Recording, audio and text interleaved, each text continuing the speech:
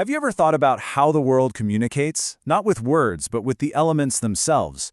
Today, we're diving into a really cool concept, where perception isn't just about what you see or hear, it's actually a form of power. We're going to uncover how things like the wind, the earth, and even fire can grant abilities that go way beyond our five senses, completely changing how we interact with the world around us. So let's just start with this. What if you could see with the wind? I mean, actually see. Feeling the subtle shifts in the air for miles around, not just on your skin, but as a clear picture in your mind's eye. Or what if you could sense the hidden depths of a situation just by being near water? This isn't just some fantasy, it's the core idea behind what the source material calls extrasensory perception, or ESP.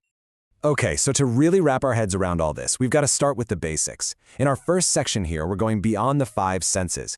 We'll break down what extrasensory perception, ESP, actually means in this system. This is the foundation for everything else, all the incredible abilities we're going to get into. Now, the key here is that ESP isn't some vague psychic thing. It's a direct extension of our normal senses, sight, sound, touch, but amplified by natural elements that generate waves, like wind or light. It's almost like nature is lending you its own sensory organs to use. And you can see here just how direct that link is. Each element gives you something different. Fire isn't just about heat. It grants you intuition, that gut feeling you can't explain. Wind gives you zone perception, which is kind of like a natural radar. Earth offers magnetic perception. And water? Water gives you depth perception, the ability to see the hidden truths in any situation. It's this incredible interconnected system. So we know what these powers are, right? But that leads to the really big question. How do they actually work? I mean, how does a person really tap into the wind to see for miles, or use water to see what's hidden? Okay, let's get into the mechanics of how you see the unseen. For zone perception, the source gives us his perfect analogy. You're not creating something out of thin air. It's more like learning to use a tool that's already there. By syncing your own personal wavelength with the wind's, you're basically piggybacking on its senses.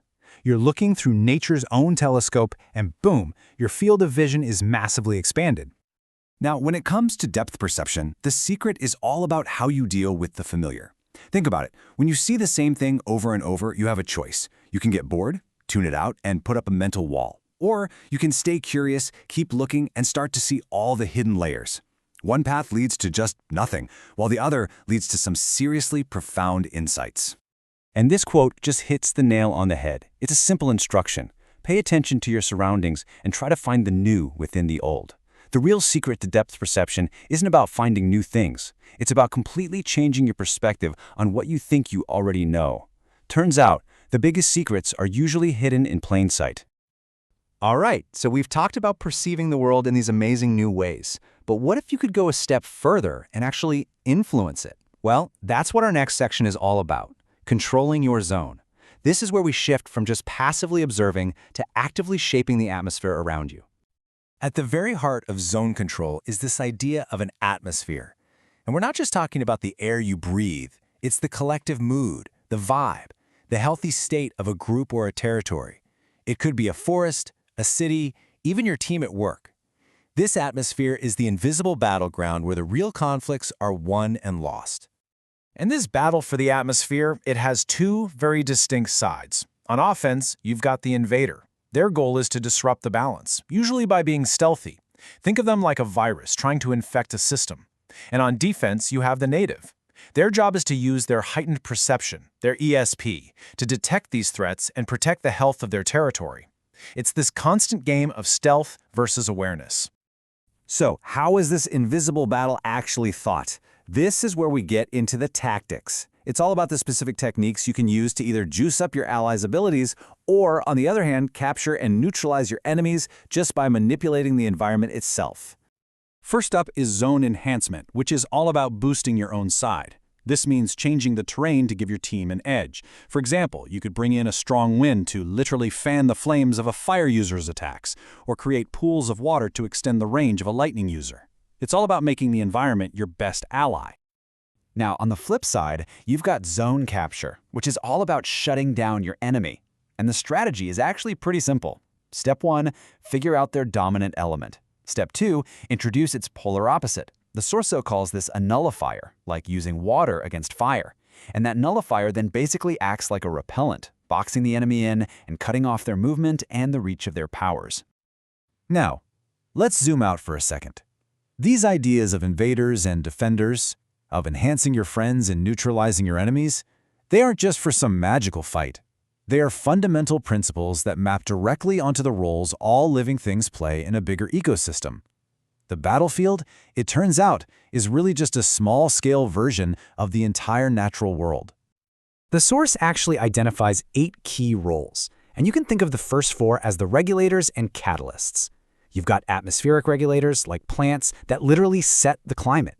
Then you have pathogens, just like those invaders we talked about, that push evolution forward by putting stress on the system. You also have symbiotes that boost their hosts, and herbivores, which turn plants into energy for everyone else. The other 4 roles are the managers and the recyclers. Carnivores and omnivores, they keep the animal populations in balance. Scavengers are the super important cleanup crew, getting rid of decaying stuff and stopping disease. And finally, you have resource managers. Think of beavers building dams or elephants clearing forests. These are the species that actively shape their entire environment. Every single role is absolutely critical for the health of the whole system.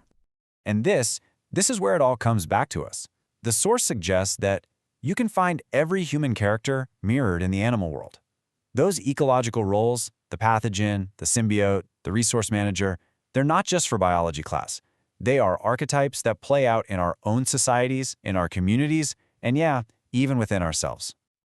Okay, for our last section, we're going to the deepest level of this whole system. We've talked about perception, control, and ecology, but what's the metaphysical foundation holding it all together? We are about to explore the very soul of the elements. This table just lays it all out, and it's fascinating. Every element has this dual nature. It has a physical or geo property, like combustion for fire, but it also has a metaphysical or deo nature, which is split into a virtue and a vice. So fire isn't just a chemical reaction. It's the physical embodiment of the struggle between fortitude and cowardice. Wind represents the constant tug-of-war between freedom and enslavement. Every element is both a physical and a moral force in the world. And that brings us to our final thought, and maybe the most important one. If these elemental forces and these ecological roles really are mirrored in our own lives, then the question becomes personal. In your own ecosystem, at your job, with your family, in your community, which of these roles do you play? Are you an atmospheric regulator, a pathogen pushing for change, a symbiote, or a resource manager? It's a pretty powerful lens to look at our own lives through.